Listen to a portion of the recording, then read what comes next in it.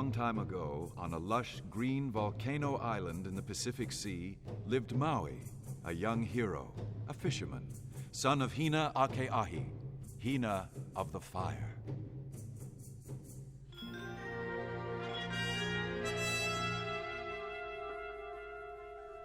Maui had magic powers.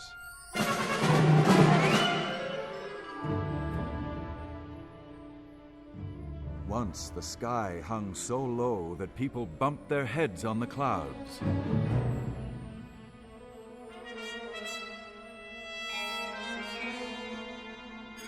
So Maui leaned his shoulder to the sky and pushed it up, higher than the mountains.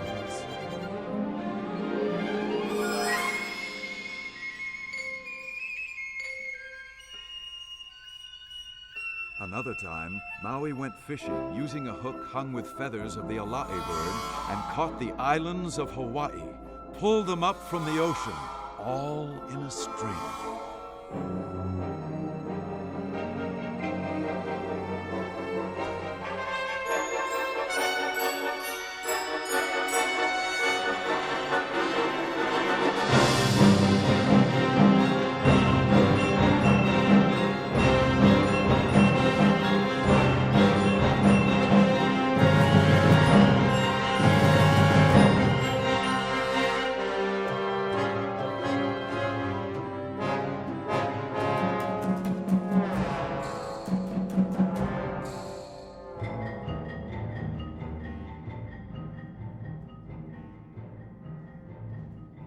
This is the story of how Maui captured the sun, snared him beam by shining beam, and caused the summer and winter seasons, and became known as the spreader of light.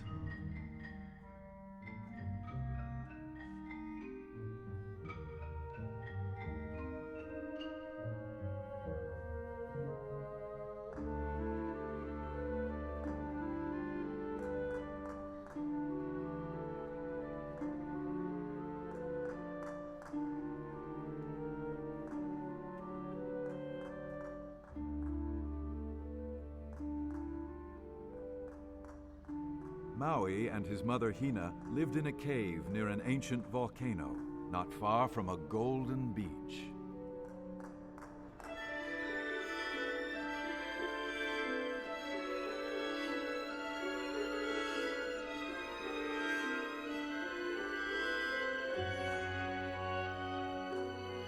Every day, Hina pounded out wet bark cloth called kapa on a long wooden board and cooked food while Maui fished, casting his nets wide into the sea.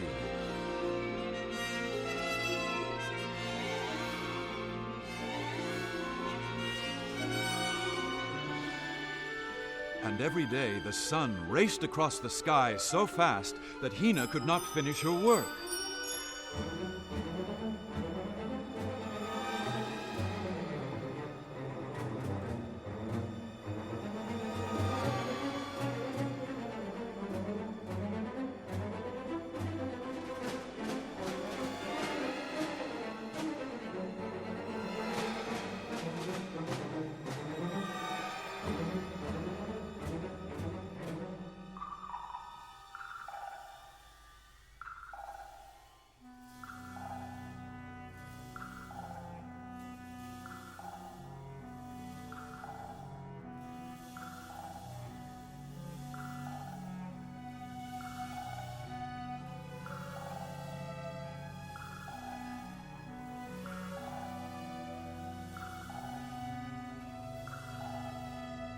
Why is the sun in such a hurry?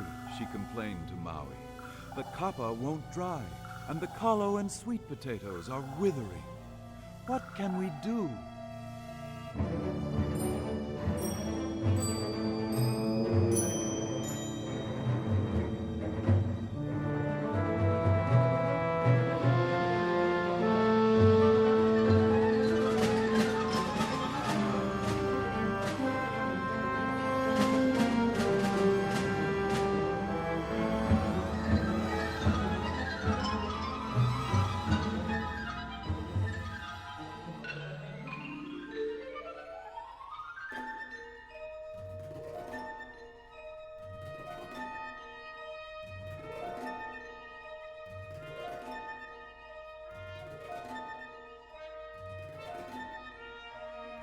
Maui thought and thought. The longer he thought, the angrier he got. "I'll show the old sun," he declared to his mother. "I'll show the sun whose Luna here."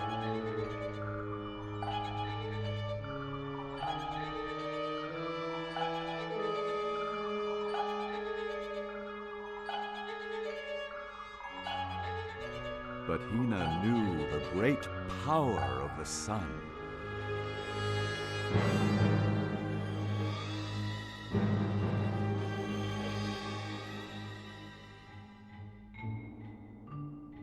"If you want to tame him," she told Maui, "you will need the help of Mahuie, your grandmother. When night comes, go to Haleakala, the mountain called House of the Sun. At dawn, a rooster will crow 3 times, and your grandmother will place an offering of bananas at the chasm where the sun first shines. Elamio, snatch the bananas. Mahuie will be angry, but she loves a clever boy. She will tell you what to do."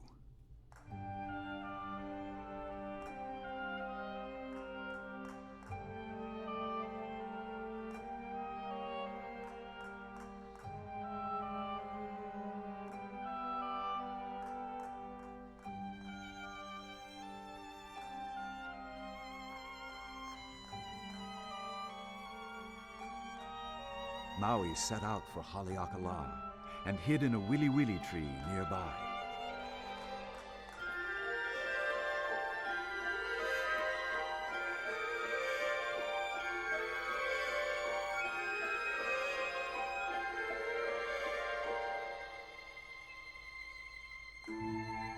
In the morning, the rooster crowed, and Mahuie emerged with a bunch of bananas yellow as the sun himself.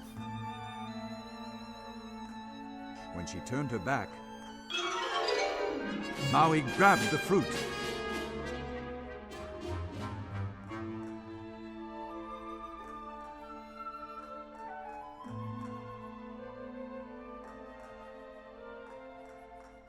Mahuie brought more, and Maui took them too.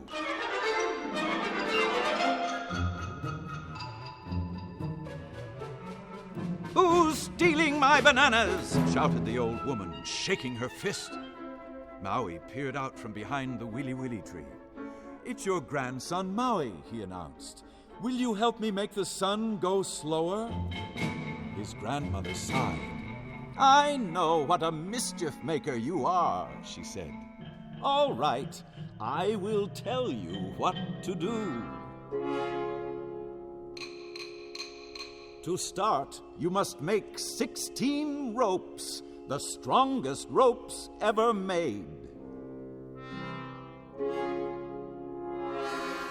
Each rope must have a noose made of the hair of your sister, Hina of the Sea."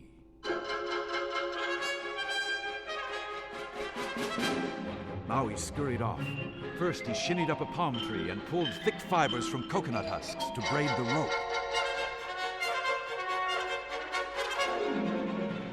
Then he dove down deep into the sea and plucked hair straight out of his sister's head.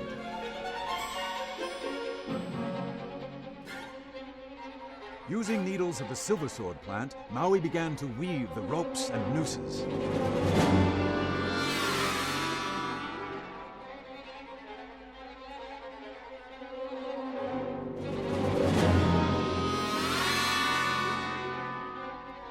When he finished, his grandmother clapped her hands. "Good," she said. "Now take my magic axe, and you are ready to challenge the sun."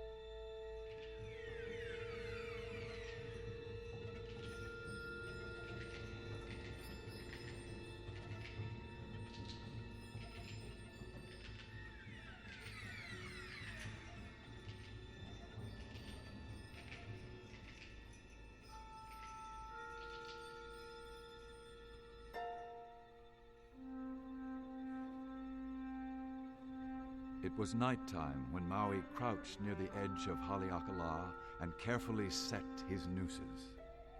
All was dark and quiet.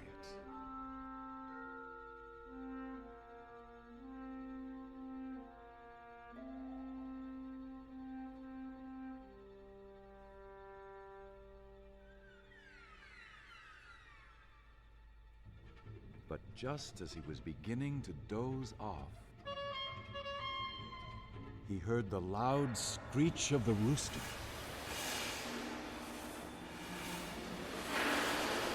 The wind burst through the chasm. The earth began to crackle with warmth.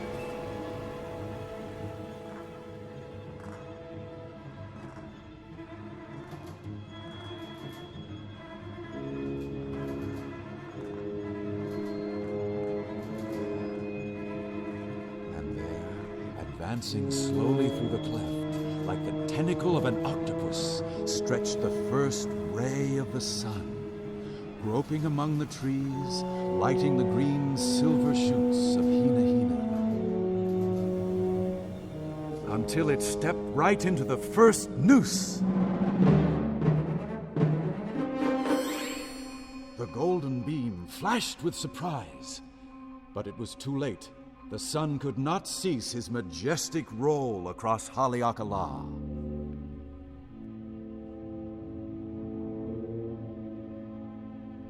A second sun leg reached slowly into its trap, then a third and a fourth.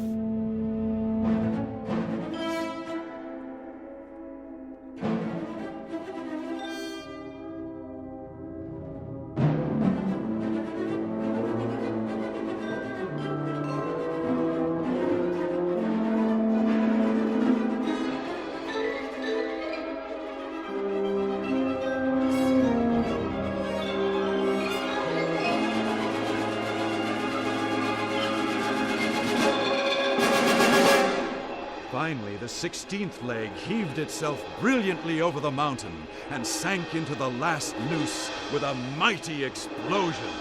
Hunks of fire flew everywhere. The sky was bright with sparks. The sun was burning mad.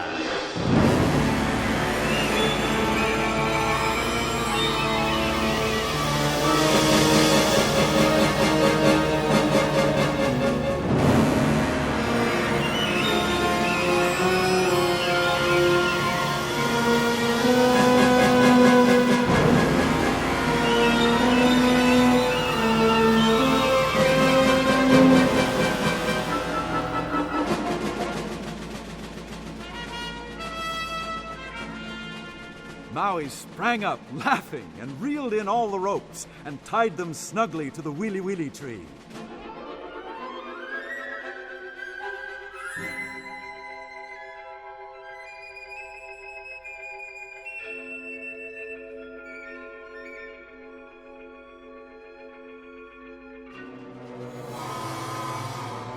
The sun flared furiously, roaring a battle cry loud and hot as bursting lava.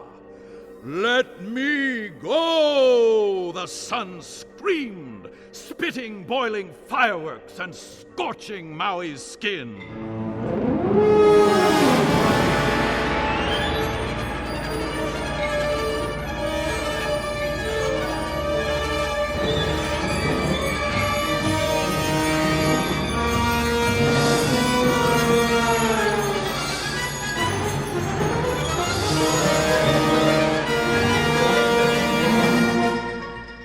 Fell back, terrified. Then he remembered the magic axe and was determined to win. "You'll do as I say," he cried, waving the axe. And with a long leap forward, Maui punched the sun with his weapon. He struck again and again.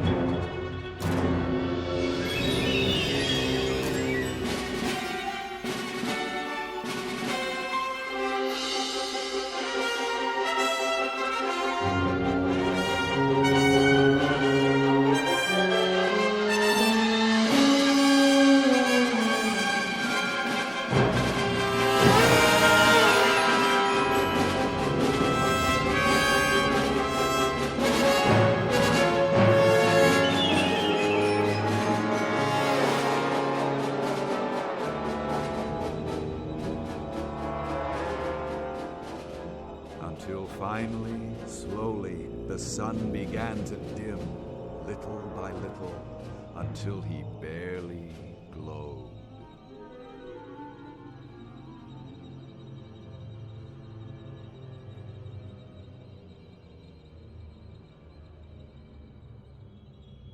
All right, Maui, muttered the sun with a dull flicker. What do you want? Maui was triumphant.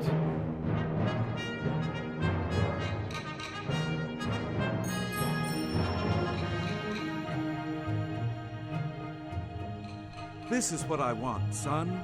From now on, you must move more slowly across the sky, so the fruits and vegetables can grow ripe, and my mother can bask and work in your light.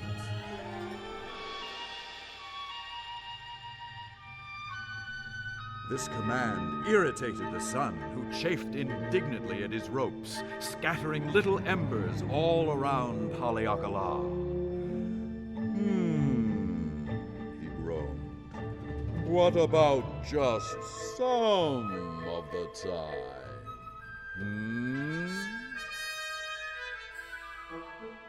And Maui, delighted with his victory and feeling some remorse for his trick, agreed the sun could go fast 6 months of the year and slowly the other 6 months, making the winter and summer seasons of the Pacific Islands.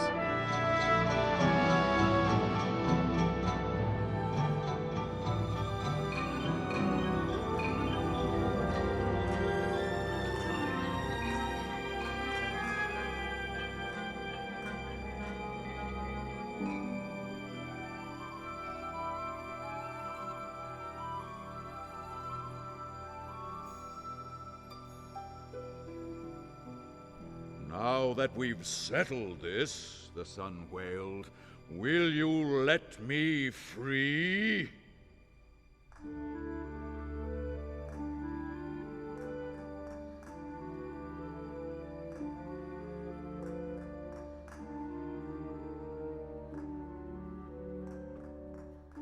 The next morning, the exhausted sun slept very late and entered the chasm timidly, warming the ground slowly, being careful to avoid the ropes that lay strewn about.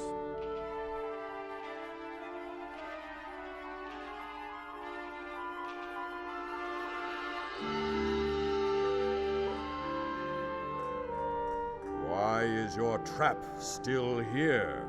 He grumbled softly at Maui.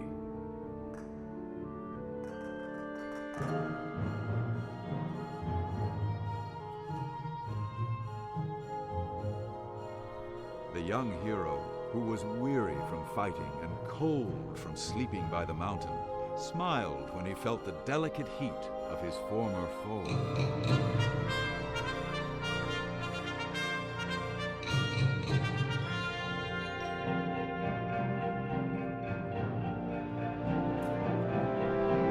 "Oh, sun, old sun," he chanted happily.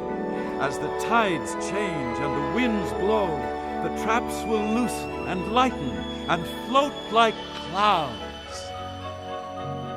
Even so, in winter and summer, the rope shadows will mark the sand as signatures, recalling our vow of harmony between earth and sky."